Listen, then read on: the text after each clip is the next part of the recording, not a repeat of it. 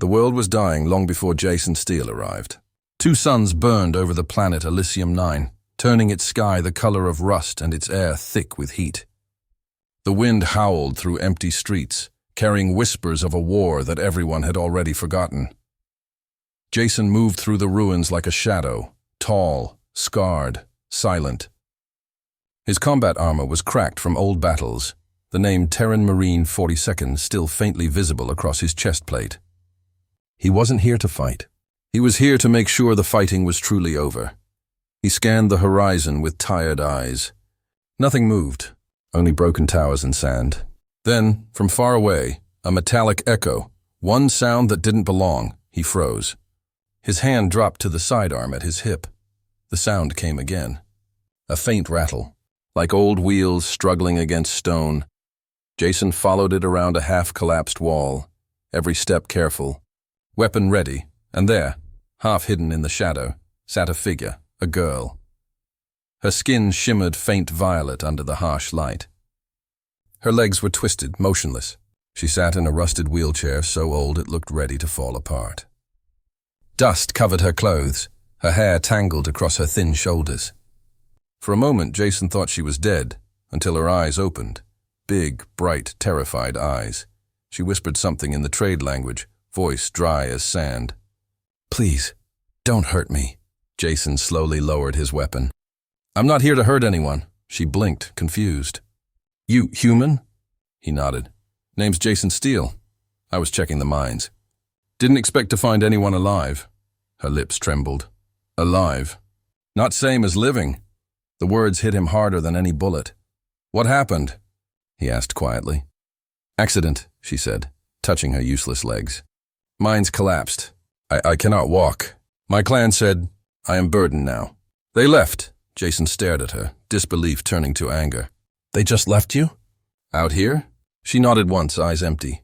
No resources for broken things. He knelt beside her, feeling the heat of the metal chair burn through his glove. "Well, that's not how humans do things." Her gaze flicked up, uncertain. "Humans different?" "Maybe," he said, "but we don't leave our people behind." He looked at her thin hands gripping the wheel. "And now you're under my watch, got it?" Something flickered in her eyes, hope, fragile and afraid. "Why?" she asked again. "Why help me?" Jason glanced at the endless desert. "Because if I walk away, then I become like the people who left you." By sunset, he had pushed the wheelchair across kilometers of broken road. The human embassy compound appeared like a metal fortress against the red horizon. Inside his small quarters, Jason set her down gently. The room was bare, one bed, one chair, a desk full of weapon parts. "Not made for guests. It's not fancy," he said, pulling off his armor, "but it's safe. There's clean water." She looked around like a trapped bird. "You risk much, soldier. My people, not friends to humans," Jason shrugged. "Doesn't matter. Right now you're not an Iran or human. You're someone who needs help." He found a medkit, crouched beside her. "May I?" After a moment, she nodded. He began cleaning the cuts on her arms, hands steady, gentle. The smell of antiseptic filled the room. "You were Marine," she said, watching him work. "Still am, technically. Terran Marine Corps, 42nd Unit." He smiled faintly. "Now I guard diplomats who can't shoot straight." Her lips curved slightly. "And rescue aliens who can't walk." "Guess so." Silence stretched between them. Then she asked, "You angry when you saw me?" "I was," he admitted. "Because no one deserves to be thrown away." Her eyes lowered. "My name is Lista." He looked up. "Lista. I'll remember that." Night settled over the compound. Jason spread his sleeping mat on the floor. "You take the bed," he said firmly. "I don't need—" Not a discussion. After a moment, she nodded. "Thank you, Jason Steele." Just Jason. As the lights dimmed, her soft voice broke the silence. "Why truly help me?" Jason lay on his back, staring at the ceiling. "When I was young, there was a girl in my colony." A mining accident took her legs. People stopped talking to her like she vanished. "I told myself, if I ever saw that happen again, I wouldn't look away." A long pause. Then a whisper from the bed. "Then the universe kept your promise." Dawn came early on Elysium 9. Jason woke before the suns rose, habit of a lifetime. Lista was still asleep, breathing slow and even. Her violet skin glowed faintly in the soft light. He caught himself staring before turning away. He opened a secure channel on his wristcom. Message, Tom, need a favor. Quiet medical work. No questions. Reply, your quarters. 800. Bring whiskey next time. Jason smiled. Some things never changed. When Lista awoke, he explained, a friend's coming. Doctor, can help you. Her expression turned anxious. No officials? He's off record, trusted, she nodded slowly. You risk too much for me. Not enough yet.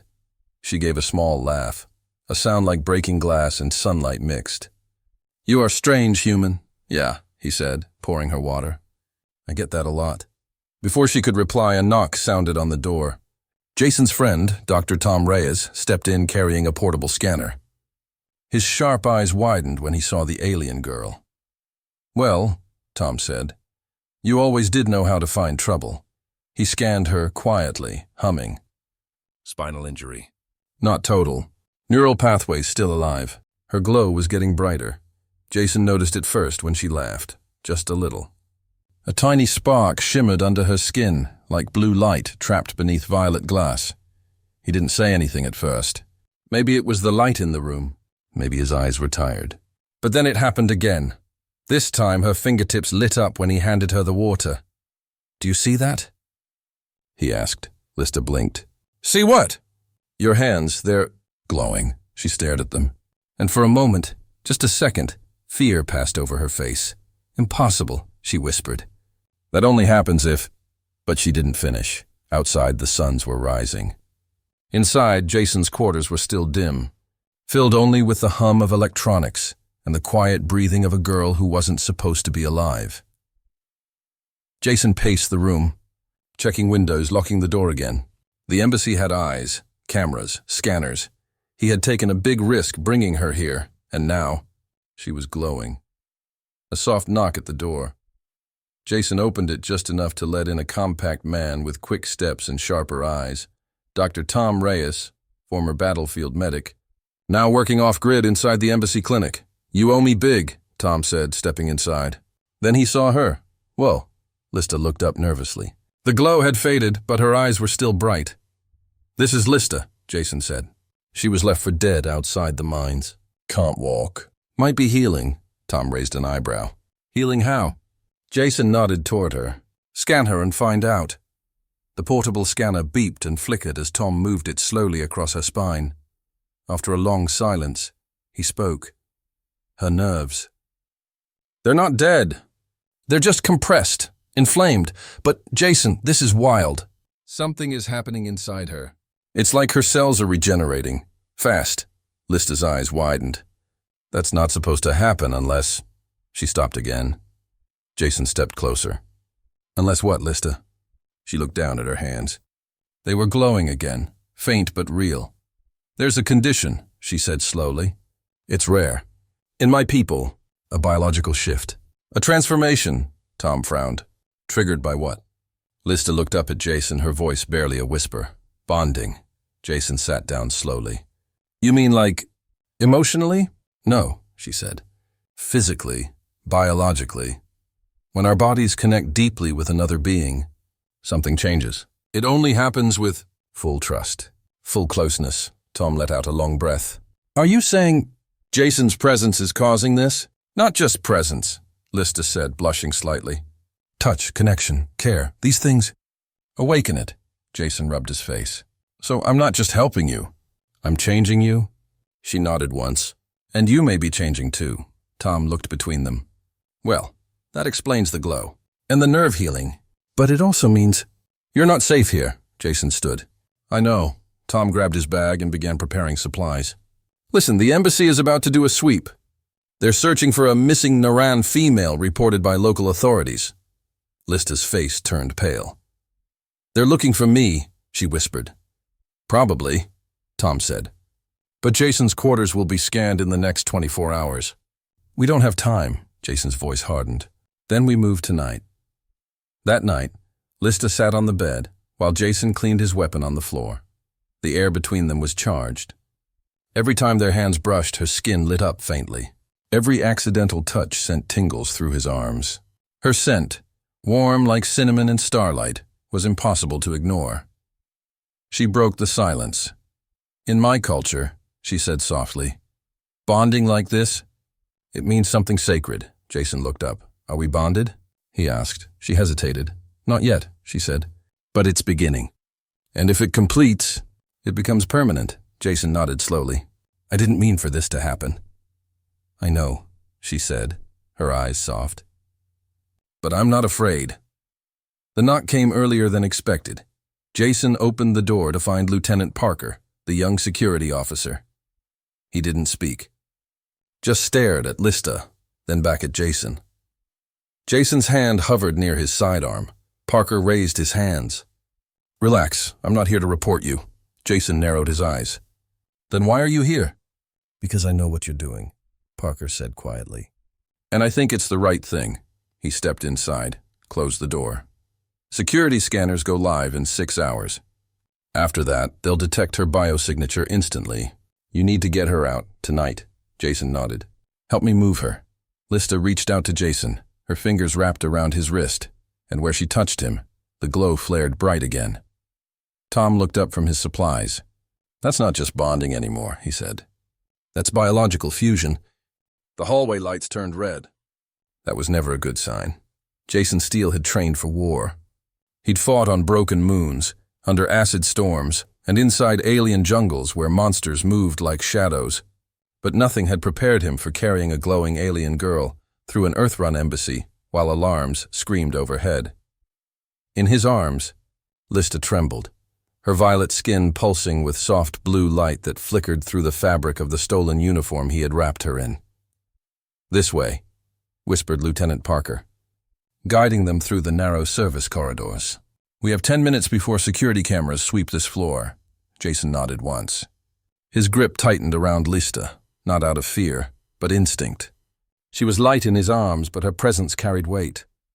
Not just because of her condition, but because her touch made his skin tingle, his heart pound, because she had started to mean something more. Earlier that night, Jason had watched in silent wonder as glowing patterns formed beneath Lista's skin. The lights traced her nerves like star maps, moving, living, responding to his touch. "What's happening to me?" she had asked. Dr. Tom Reyes had only one answer. "Your body's healing too fast. The bond you share with him, Jason, it's rewriting your nervous system." Now, as Jason moved through the dark corridors of the embassy, he knew they were out of time. Lista's glow was becoming harder to hide. They reached a maintenance stairwell. Parker scanned a lockpad. The door opened with a hiss. "Service tunnel leads straight to the medical bay," Parker said. "After that, you're on your own." Jason nodded again. "Thank you." Parker hesitated. "Jason, they'll come after you. Not just for helping her, but for what she's becoming." Jason shifted Lista gently. "Let them come." As they entered the tunnel, Lista clutched his jacket. "Jason, I feel strange." He looked down. Her glow was brighter now, burning blue beneath her skin like veins of light. Then suddenly she gasped, pain rippling through her body. "Jason." "I can feel my legs." She had never said that before. "I can feel my legs." Jason stopped. Carefully, he set her down. Her breathing was ragged. She reached out, gripped the edge of the wall, and her legs twitched. Dr. Reyes had said the healing was possible. But not like this. "Not this fast. What's happening?" Jason asked. Lista looked up at him, her eyes wide and glowing. "I think the bond is accelerating." The moment shattered as static crackled through Jason's comm unit. Dr. Reyes's voice came through, tense. "Jason, you need to move, now. What's wrong?" Jason replied, "Security just flagged an unauthorized biosignal. It's Lista." The system recognized her glow signature. "There's a retrieval order out, and the embassy isn't the only one looking for her." Jason's heart pounded. "Who else?" "Her clan, the Narans. They've dispatched a retrieval unit. Elite, fast, lethal." Jason looked at Lista, then back at the comm. "We'll make it to the medical room." "Meet us there." "Copy that," Reyes said. "And Jason, yeah? Don't let them take her." Back in the tunnel, Jason scooped Lista into his arms again. She was shaking now, not from fear, but from something deeper. Her skin radiated heat. Wherever they touched, his nerves lit up, like his body was syncing with hers. She looked up at him, voice weak but clear. Our people. Don't understand this. They'll never accept it. Jason met her gaze. Then we don't give them the chance. The tunnel ended behind the medical facility. Parker's codes opened the back door. Inside, Dr. Reyes waited with a portable scanner and a look of pure disbelief. She's glowing like a damn supernova. Can you help her? Jason asked. I can try. But if her nervous system collapses, it's over. Jason nodded. Then we hold the line. Inside the sterile white room, Lista's body arched as the regeneration spiked. Her skin lit up with glowing blue symbols. Beautiful, terrifying. Jason held her hand as the doctor worked. She looked at him, whispering, Jason. I don't think I'm just healing. I think I'm changing. And outside the medical wing, footsteps echoed. Security, Neuron scouts. Something worse. The chase had only just begun, but so had the bond.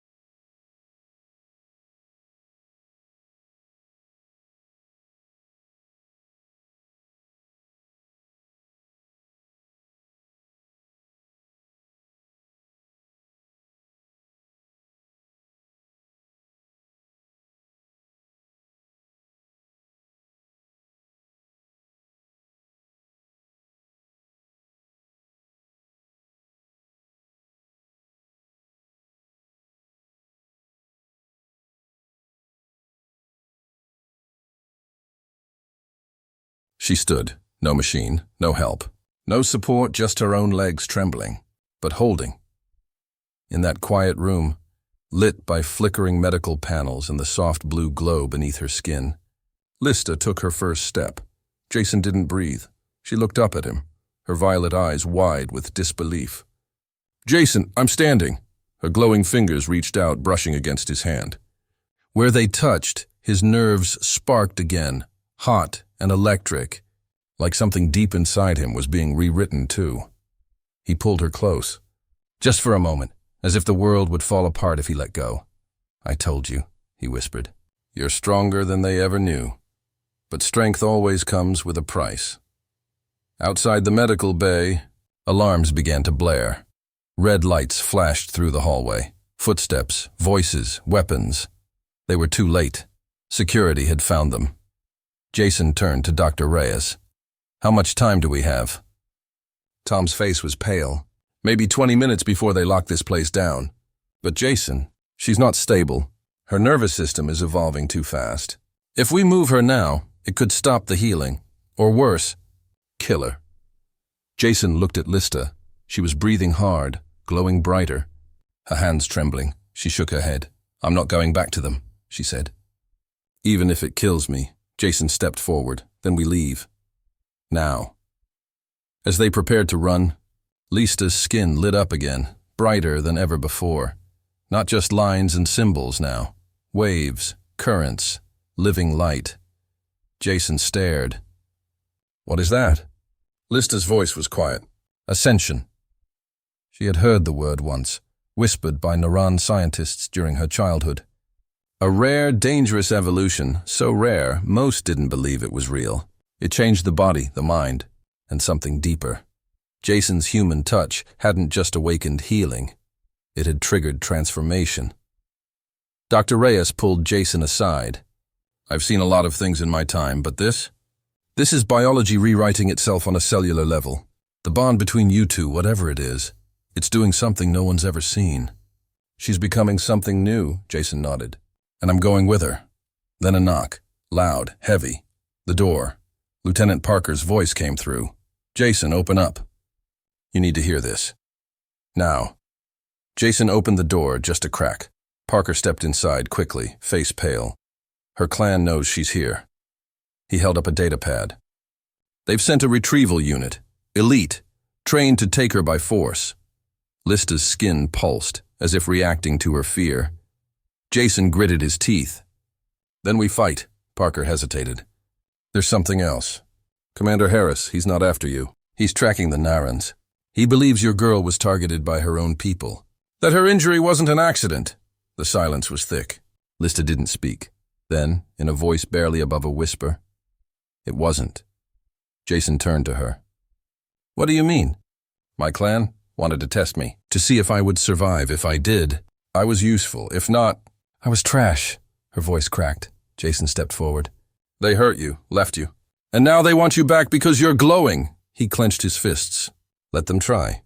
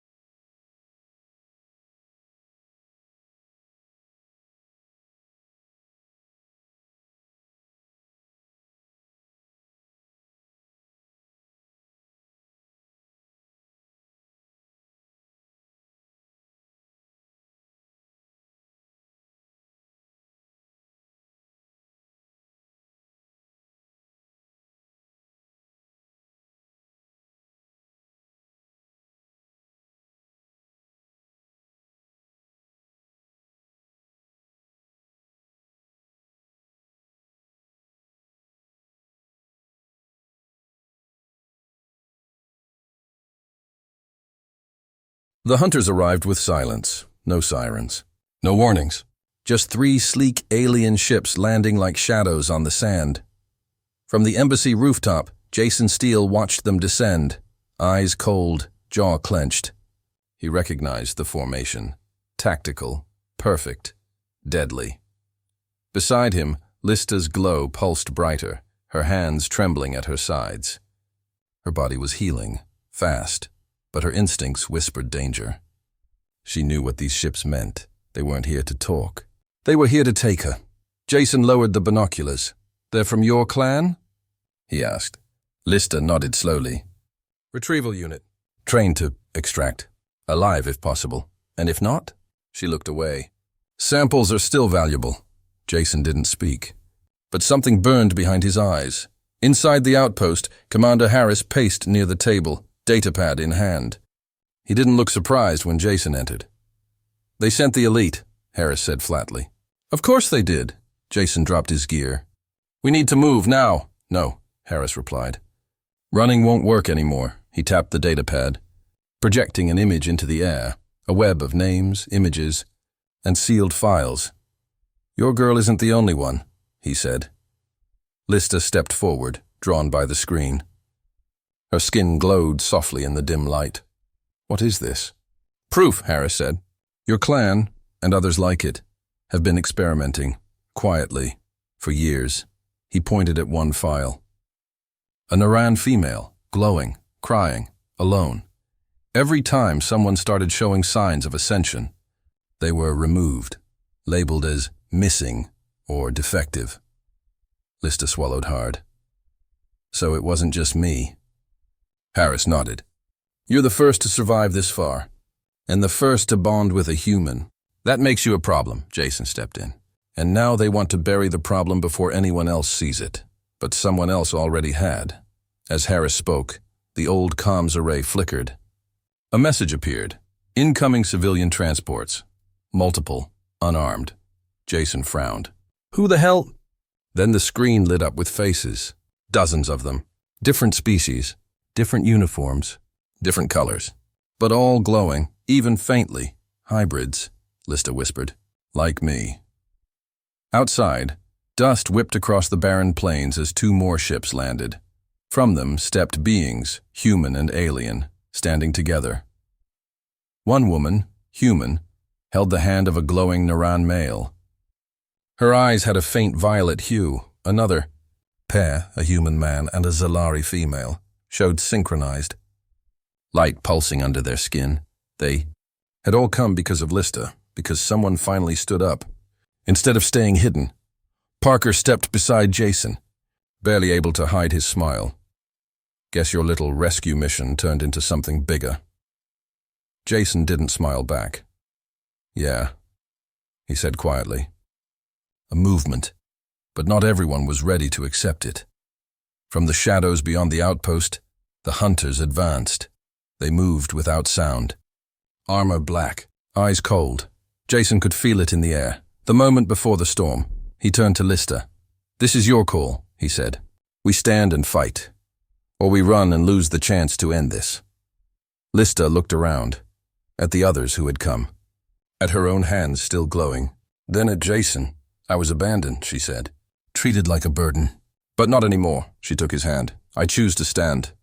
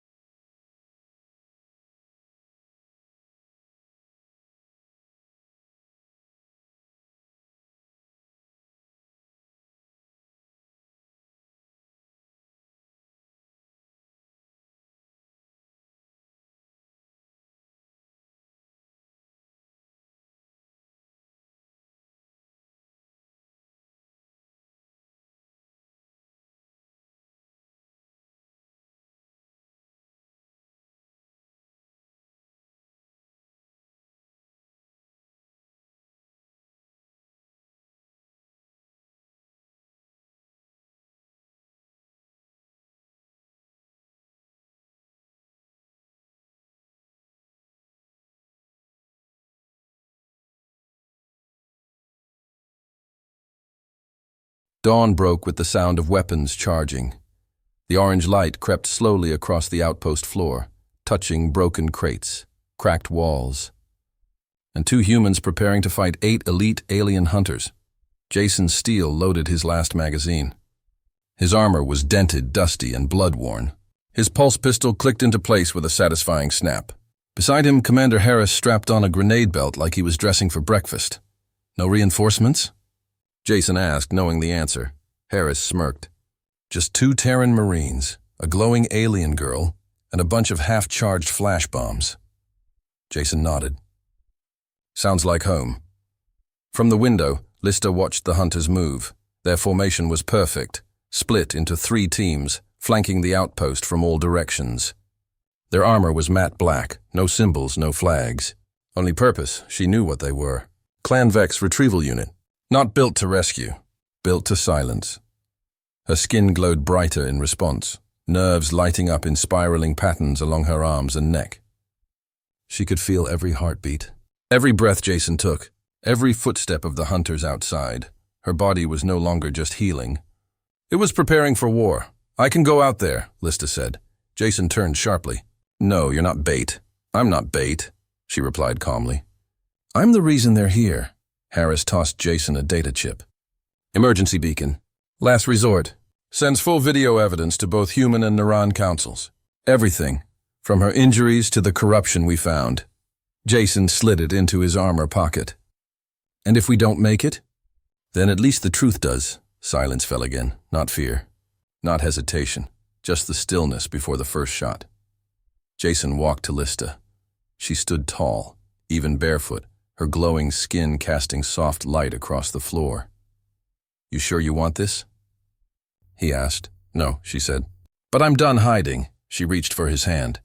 He didn't pull away. The moment they touched, her glow flared brighter. Blue currents raced up her neck and across her face, her eyes turning neon. Jason felt it too.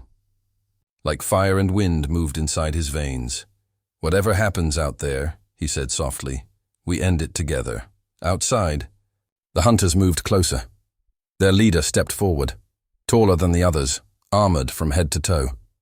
His voice crackled through an external speaker. "Lista of Clan Vex, you are ordered to surrender. You are property of your bloodline. Return or face consequences." Jason stepped outside the door, pulse pistol raised. She belongs to no one. The hunter's visor turned toward him. "You are irrelevant," Jason smiled, not to her. From behind the outpost, a sudden burst of wind kicked up dust and light. And then, one by one, the hybrids appeared. Parker, Tella, and over 20 more. Humans and aliens, standing together, some glowing faintly, others just holding hands. All of them had come for one reason, to make a stand. Lista stepped out into the sunlight. She didn't limp. She didn't hide. She walked, glowing beside the human who gave her a second chance. And this time, the galaxy would watch them rise, not as victim and soldier, but as something new.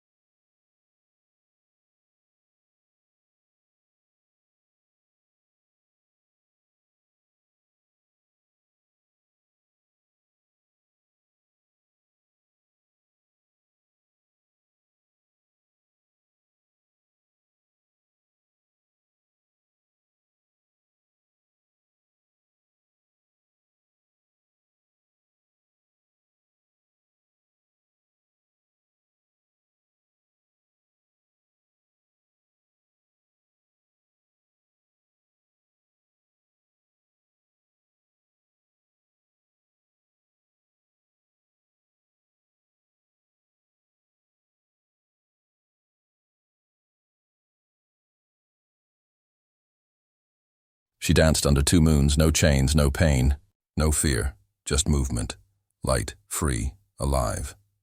Inside the old mining station at the edge of the neutral zone, Lista's body moved like flowing water, her violet skin glowing with delicate patterns of light that shimmered and pulsed with every turn, every breath. Jason watched her in silence, leaning against the wall, arms crossed, a small smile on his face. She had once been a girl abandoned in a rusted wheelchair. Now she was the symbol of something no one in the galaxy had seen before. Hope. Outside, the world was still catching its breath. The standoff with the hunters was over. The truth had been exposed. The Naran Council had been forced to answer for its crimes. Dozens of cross-species bonds, like Jason and Lista's, had stepped into the light. But in this moment, with dawn rising over the quiet desert, none of that mattered. Only this did. She was dancing. Lista stopped and turned to him, breathless, cheeks glowing like embers under her skin. "You're staring," she teased. Jason shrugged. "You're glowing." "I always glow," she said, walking toward him. "But now I get to do it on my feet." He held out his hand. She took it. "Diplomatic team arrives tomorrow," she reminded him. "Are you ready to be an ambassador?" Jason raised an eyebrow. "I'm a Marine. I shoot problems." "You kissed this one," she whispered, stepping closer. "You held her when she was breaking. You gave her something no one else did. What's that?" "Belief."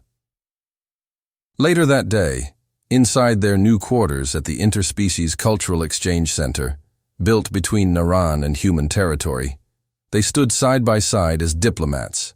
Scientists and officers from both worlds arrived. Some stared, some smiled, some whispered, but no one dared call her a burden anymore. At the ceremony, Harris handed Jason a plaque. A simple inscription, "From soldier to bridge builder." "You earned it," Harris said.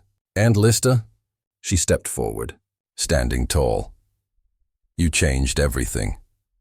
But the biggest change didn't happen in that room. It happened later, under the moons again, when Jason held Lista close and whispered, "The best second chances don't just save lives, they change the future." And as her light wrapped around him like a second skin, as their hands locked together like two pieces of one answer, they knew this wasn't the end of a story. It was the start of something bigger.